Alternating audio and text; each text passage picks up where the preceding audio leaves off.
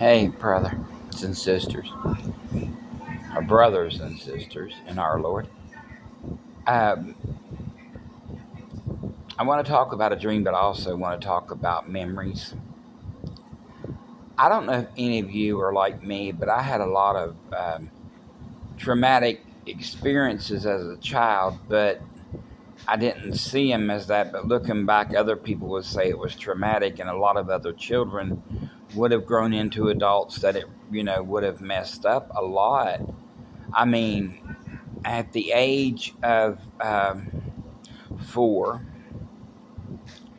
I was molested by an 18-year-old teenager who continued to do that for a while. This teenager, he's dead and gone now, has been for probably around 5, 6 years. One night I was trying to get on his Facebook to let him know that I forgive him for what he'd done. And every time I tried to get on it, the internet would just kick off. I mean, it would literally kick off. By the way, this is take 2. My first one said time had run out, so I had to go and delete a bunch of stuff. So I deleted the other. Oh, don't do that, baby! Come on now. Now my cat's up here. Lay down, boo.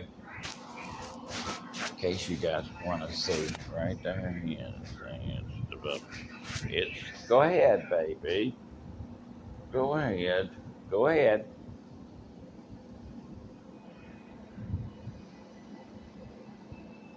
But anyway, like I was saying, don't claw me, sugar bear. That's not as good to claw daddy. Who knows is wet.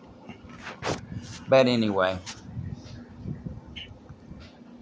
I kept trying and kept. If you guys want to know what's going on, my cat is pushing my hand. Let me get my other hand. So anyway, and I can't. I need to switch hands all the time because I can't keep it in one spot. But anyway, like I was saying, I had a lot of things that happened in my childhood, but that when I was trying to get a hold of the person on her Facebook, like I was saying before my cat got up here, and I love you, so it don't matter.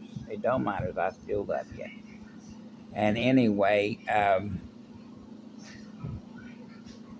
it was really kind of. It was really just kind of weird what kept happening, but I believe what it was that the memory I was having was like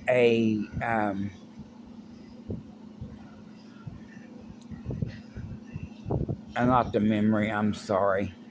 One of them old things getting old. I went to try to get on his Facebook to, let him know I forgive him. First time I tried, the internet cut me off and cut me off and went out of it. I tried it 2 more times. Then I had this feeling inside, so I guess so strong I felt the word it was saying, the words. And it said to me,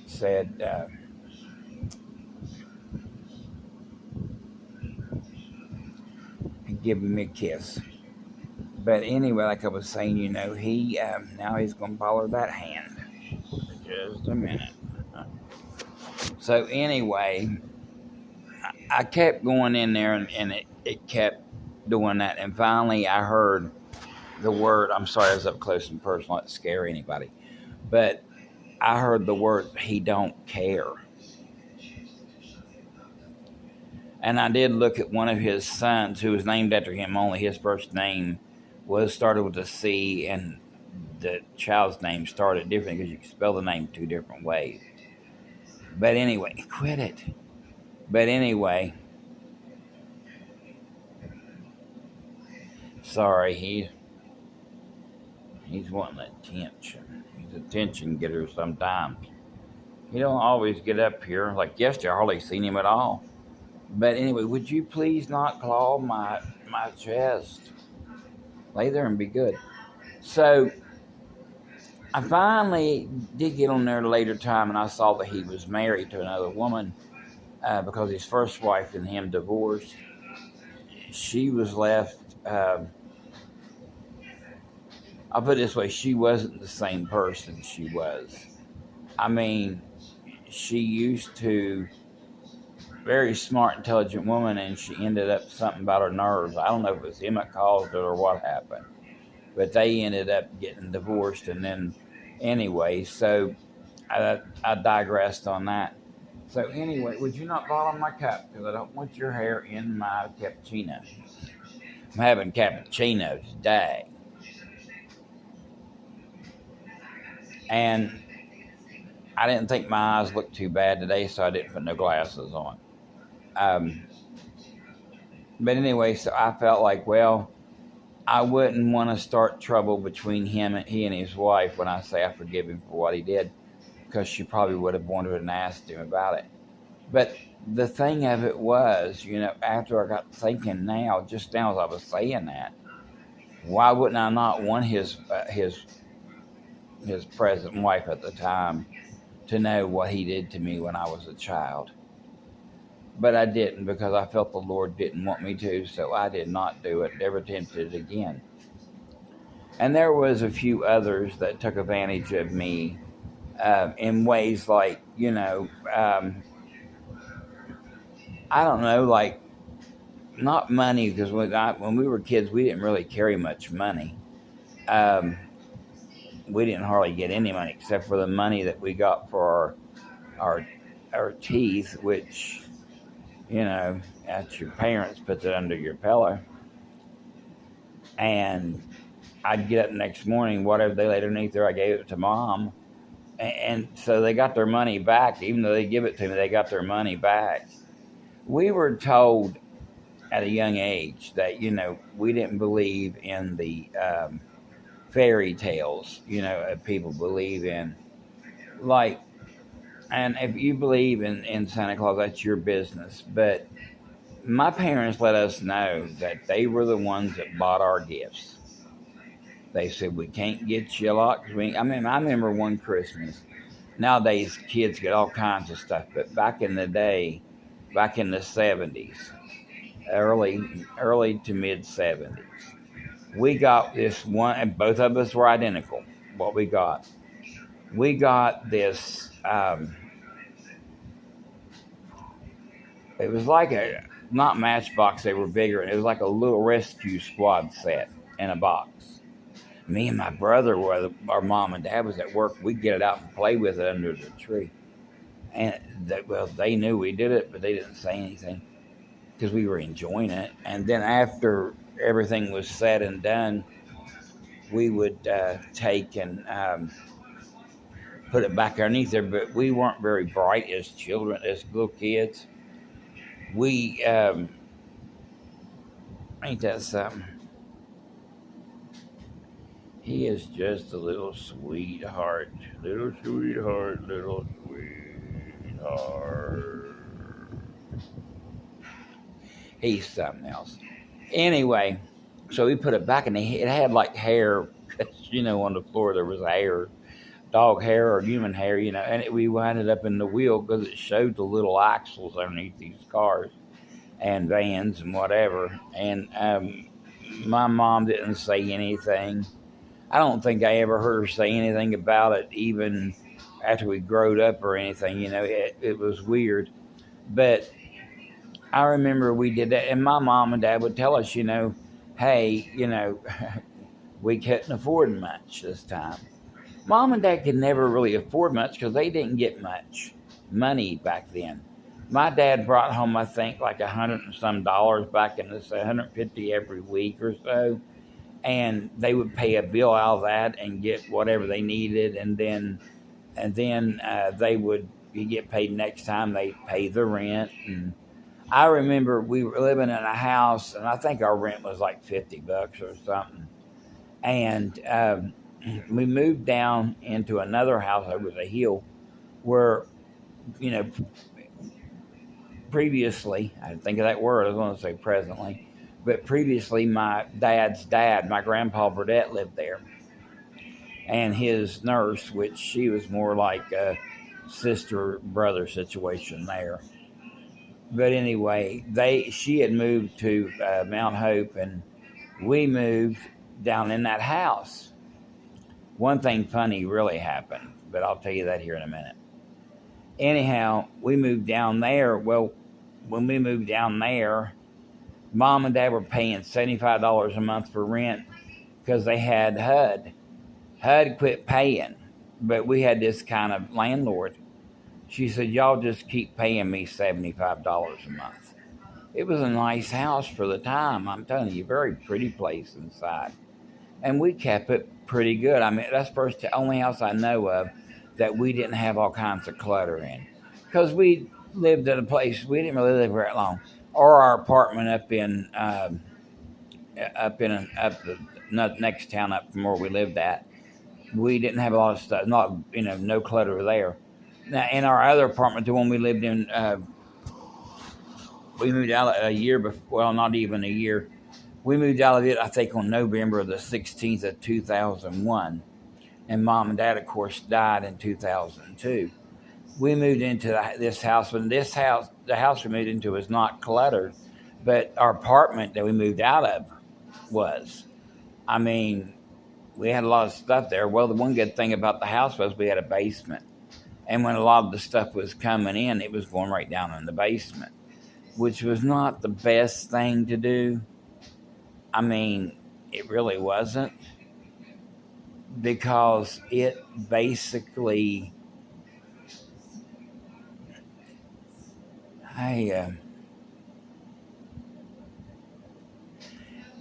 it got flooded, and a lot of my mom's stuff got destroyed.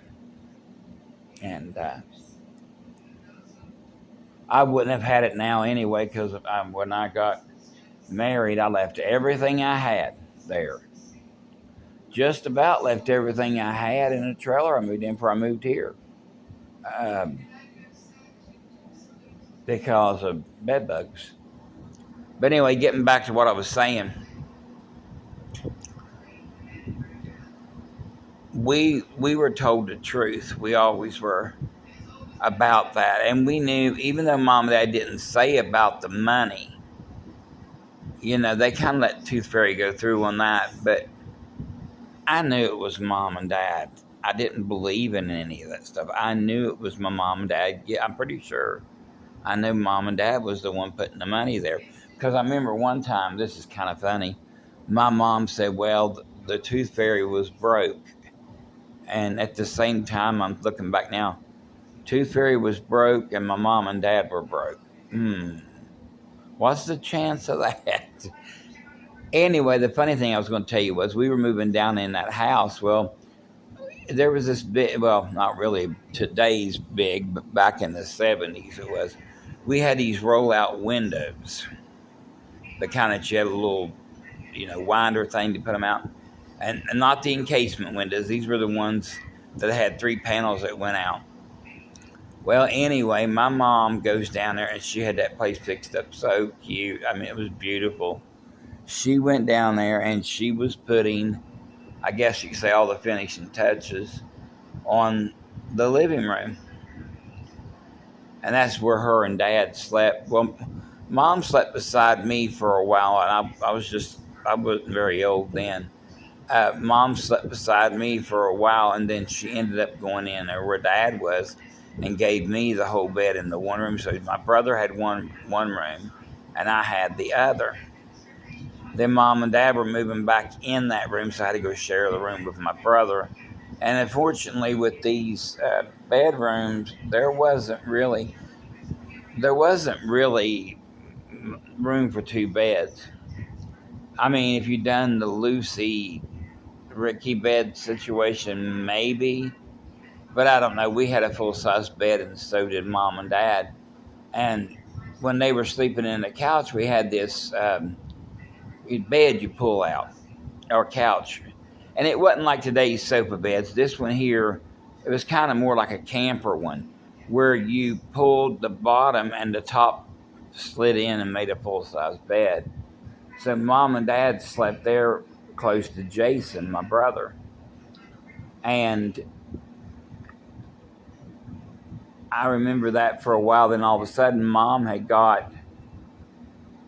Jason had got a hospital bed. And it was not like he has now. He has a regular hospital bed. But back then, it was the monkey cage bed's what I call it. And he was in it. And actually, he was in it from then and it was the same bed too, until Mom and Dad passed away in 2002. He was, he had that thing from the time he was probably 3 or 4 till the time he was in his 20s. And no one ever said anything because they know he wasn't kept in it all the time. He was good.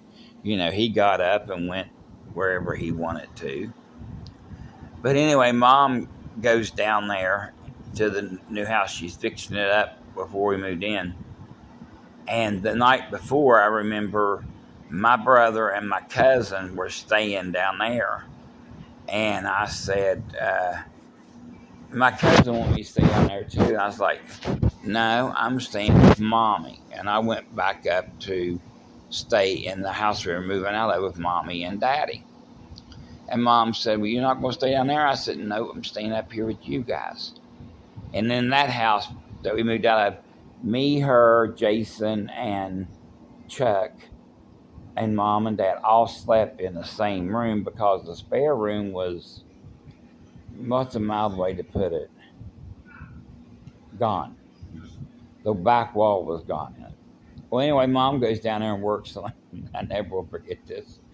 Mom's working on the house down there, and she had got these real pretty, tiebacks. She got these real pretty tiebacks. And the only thing about the curtains were they were made of plastic. And the window got real hot. And the curtains melted off into the floor.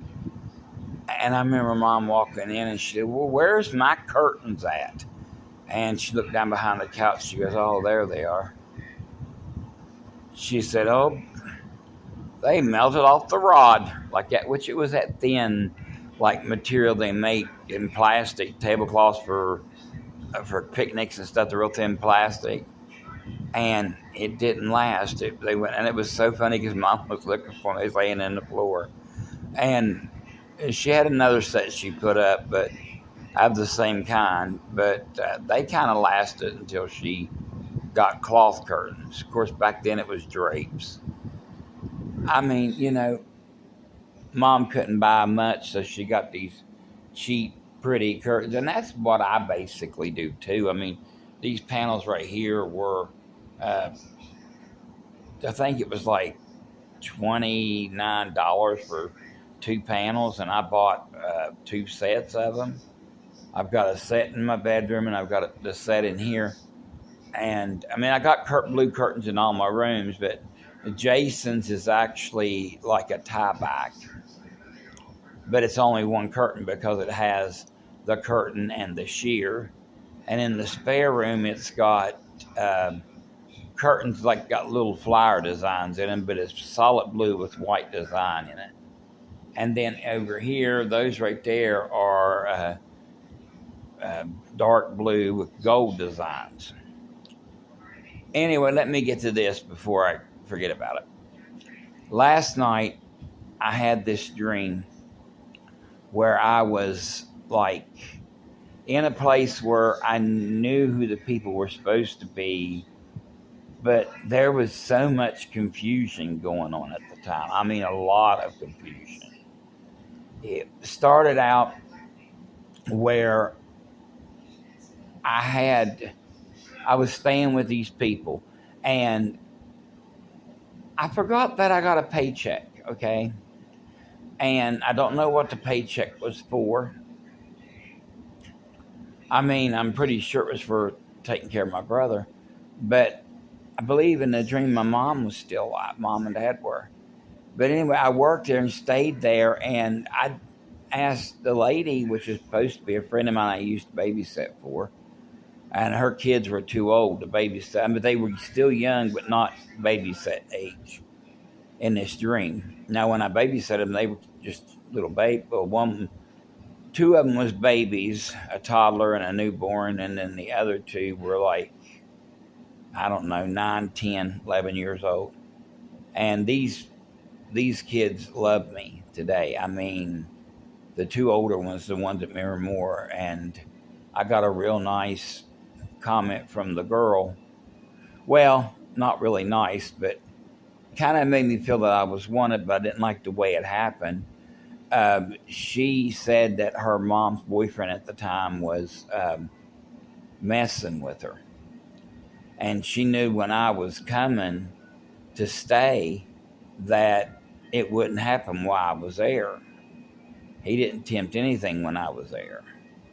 And basically, I would have went off on him if I knew he was doing that, but I didn't know it.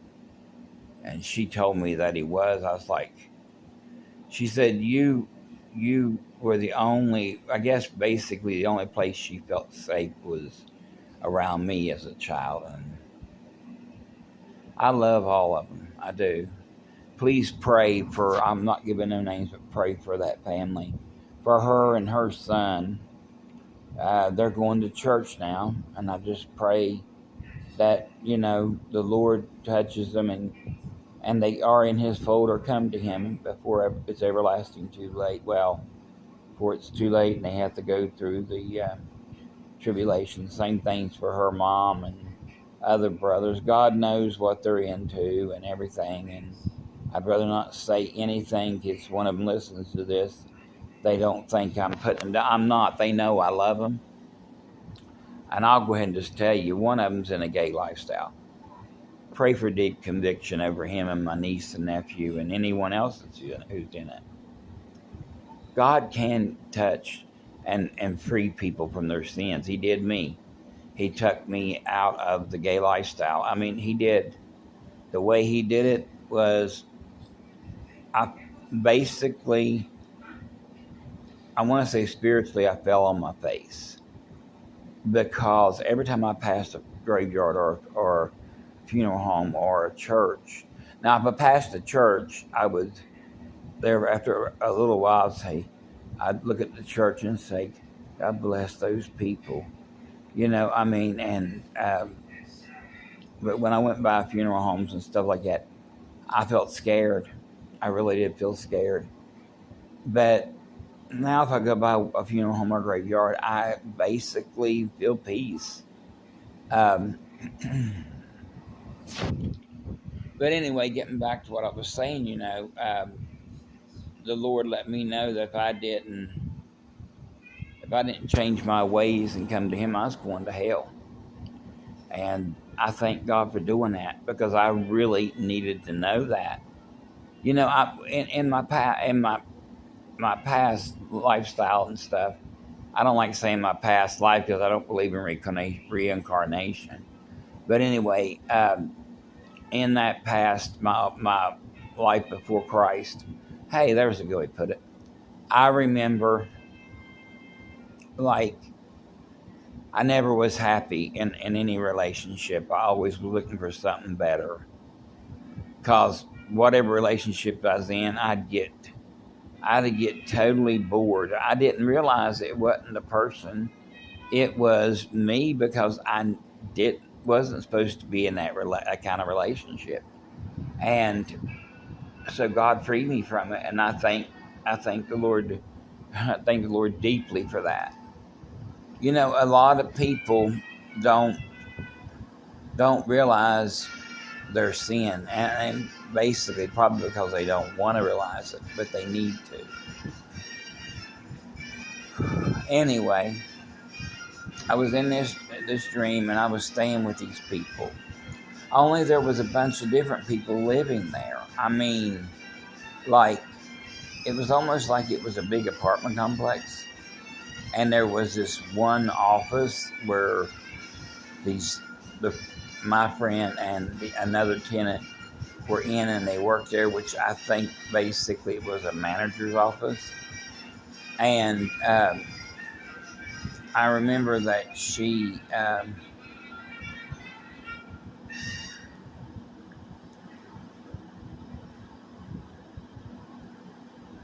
was in there one time. I walked in, the one I used to babysit for. Well, supposed to be her. It didn't really look like her. I can't remember. I didn't really see. I mean, I seen the kids every so often. And I walked in there and I started asking her about my paycheck. She said, well, you're supposed to have already got your paychecks. I've been sending them out. And I was like, really? And she reached on her desk and she got these like looking stub looking things, but they were weird looking. And I said, is this my check or the stub? And she answered me some kind of question, but I truly did not understand what she was saying. I kept asking the questions. Is these stubs or is these checks? And I tell you the truth, it didn't even look like a check. It actually looked like someone had tucked like a receipt book, only longer and wider, and handed me the end that holds all the papers was still like at the end. And there's a big long piece of paper, and I didn't see but very little written on the top of it. And I finally got that it was in the bank. And instead of me calling the bank, she calls the bank and she said, well, you have $250 in there now. And I was like, okay. And in this dream, I also had a new car, I guess, or something, because I was making payments. And I was like a month behind on everything. And I guess she had put like probably, I couldn't tell you how many checks were supposed to be in the bank. I think something like it said you had $2,000, but you spent it on this. And then I don't remember spending nothing in the dream at all. And then I remember that, there was $250 left. And I was like, well, how, I started like getting kind of nervous because I'm thinking, how am I going to pay my car payment and all that stuff? Well, in the dream, I end up letting the car go back. Or maybe, I don't know if I let it go back or it came out on its own. And she had her assistant that she had hired, because somebody asked her, do you need someone to do that part? She said, no, I've already got somebody and he needs to get to work. So he goes over there and she tells him to look in the envelope and get my checks. And see, that's why I couldn't understand. Is this a check or is it a stub? Well, apparently, as the dream went on, I know it had to be a check stub because she said my bank had all this and stuff. And in another part of the dream, I was going to order pizza from Pizza Hut, I think, for everybody. And apparently they were into eating, really, because they were all together, and I said, and there was people there. One of them, I think, was one that I knowed when I was married to my ex-wife. Her youngest daughter's one of her best friends. And I think it was her. Anyway, she was still young, but I've heard that she got married and it's not good. She married an abusive person. Her husband is very abusive. But anyway, like I was going to say, I remember that whoever it was, it looked like her talked to me and everything. And there was like these different areas in this building, which it all was kind of weird. I can't say it was exciting. It was literally weird. I mean, really, it was weird. We were sat in what I want to think was like a breezeway, a hallway, a stairwell, something like that. We were sitting in it, and then all of a sudden we're in this dining room with a table, and this woman's coming in with this box pizza, and it looks like a regular sized box. But she opens it up, and as we're getting our pieces, we're getting these great big slices, one each. It was like a cheese pizza, which I used to love. there at Canal Mall, they used to have a pizza place. And I'd go there just to get their cheese pizza. I didn't need nothing else on it, just cheese. And it was delicious. Very delicious. Love that pizza. But I think it was called Graziano's or something like that. But anyway, I digressed on that. Sophia again. I don't watch the Golden Girls now because they do have some filthy mouths on there.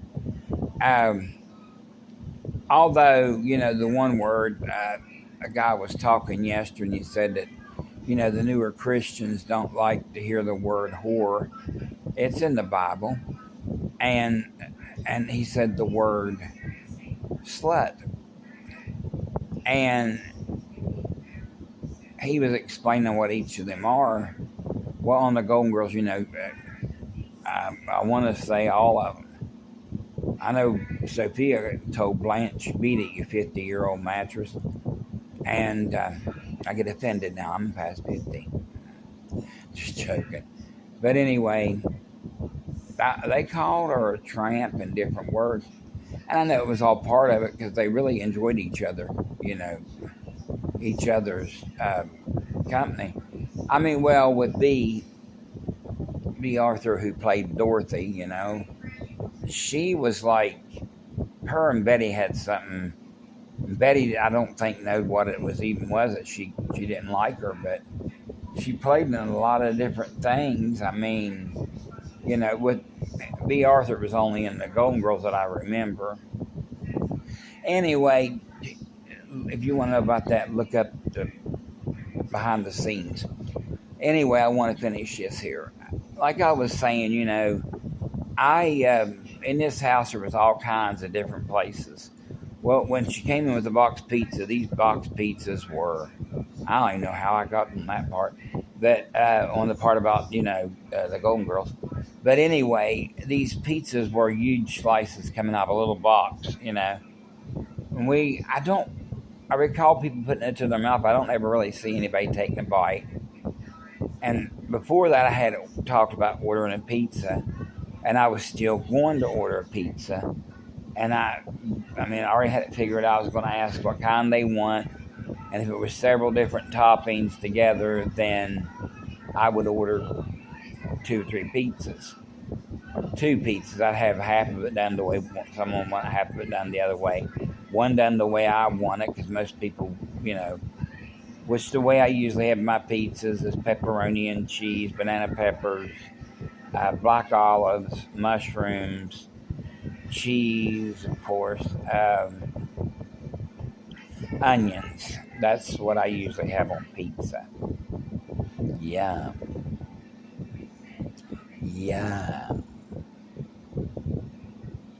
Anyway, I love you guys. I want to thank you guys for taking time out of your day to watch these videos. In this dream, it was like really weird with the money situation. And then the rooms we were in, the things they were doing, the things they talked about, which I don't remember really any conversations, but I remember the rooms I was in. There was this one room, it was kind of dark, but it was, when you got into it and your eyes got adjusted, you could pretty much see everything or something. I don't know. But anyway, it was like, it looked dark. I just now seen this room. It had like red and black in it and stuff. My dad used to love those 2 colors because it was the only 2 magic markers he had to color everything in the house. Not everything, but we had a lot of red and black stuff. And we had clocks. My dad had one wall in their room. It was nothing but clocks. I think they went to sleep hearing ticks everywhere. Ticks of a clock, not ticks. But anyway, like I was saying, me and my mom got to the point we were afraid to put our leave our glasses anywhere Dad would see them, because we might wake up and they'd be glued to our face. Mom said, hide your glasses. He might glue them to our faces. And I don't think she even did. She just said that. And it was funny because Dad would have probably done that if we lost him. Well, now, okay, you're not going to lose these anymore. I'm going to glue them to your face. But I'm glad I don't think he was that crazy. I mean, he was silly, but he wasn't crazy. Anyway, this video kind of stretched way out. In closing this video, I just want to say that, look up, brothers and sisters. Jesus is coming soon. We don't know when, but the day. We don't know the day or the hour, but we know. And he said in the word that we will know by these signs that his time draweth nigh, even at the door. Rumors of wars and wars, pestilences, famines, all that stuff is happening. So keep looking up. If you don't know him as your Lord and Savior and you're listening to this, yes, I talked about a lot of other things, but I consider my viewers on here family, and I talk to them about things that are on my mind. And if they had something on their mind, I would very much like it if they would leave me, comments. But I know one of my lovely people, which is a sister in Christ, who we used to have Tiny Chat Church. I met her when I was in the hospital. She came to see me, her and her ex-husband. But she is a doll baby to me, and so her mom is a sweetheart too. And they're always telling me they're praying for me. And Sister Mandy, I appreciate it. Thank you so much. Tell Mama Juju I love her, and I love you too. And as for the rest of you that listen, I love you too. If you're listening to this because you run up on it, you think it looks funny or think I look funny, I'm not stupid. I'm from West Virginia and I got one tooth. Not everybody in West Virginia has just one tooth. Some don't have any at all. But others have teeth in their mouth. Anyway, the thing that I was trying to say was, that if you don't know the Lord, please take the time today and ask him in, because tomorrow or your next breath is not promised. Please call upon his name today. And when you call upon it, know that you need a Savior, that your best works is dirty, filthy rags. I don't care if you do charity all around your neighborhood, helping people and everything. That does not save you. Being good does not save you, because it's not about your own works. Because all of our works, as clean as they look to us, is dirty, filthy rags. A lot of people does good want to be known for their good. When you're a child of God, you let him be known. Like if I do anything for anybody, I say, don't thank me, thank him. He gave me the ability to do this. And as a Christian, you do see where he gives you the ability to be able to do things. Like my worker was saying yesterday, I had bought some coat hangers, or, clothes hangers for my clothes and my brother's clothes. Well, my cousin picked them up. And when she went to, leave them or bring them to me, she said, "Why did you buy babies' hangers?" I was like, "I did?" "No, I didn't." She goes, "Yeah, you did." I said, "Well," I said, "just keep them for your grandbabies." Like that. And so she got like 12,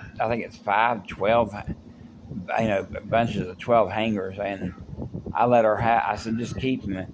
And my worker said, "Isn't that something how God has used this to do a lot?" And I never thought of that. But yeah, me buying those hangers and I couldn't use them, and I gave it to them, that saves them from having to buy more for them. Of course, most baby clothes come on a hanger, but I'm just saying, So God has made many blessings, and I thank my worker for telling me that, that we have been able to bless each other, and we have. Blessings come in different shapes, sizes, colors, and everything. God blesses us daily. He does. He gives us the breath to wake up. Some days I actually have major energetic strength, and other days I don't. Yesterday I did because, I was going to do some painting in my bedroom, but I didn't get in there. I'm going to, Lord willing, get it done today. Anyway, I love you all. I'm sorry I went so long, but I'm hoping that you all have a wonderful, wonderful day and wonderful rest of your week. God bless you and keep you. And if anyone can think of something, I think that my dream was just showing how the world is going to be, how it's going to be confusing. It's going to get real confusing. Anyway, I love you guys. See you next video. Sorry this was so long. Bye.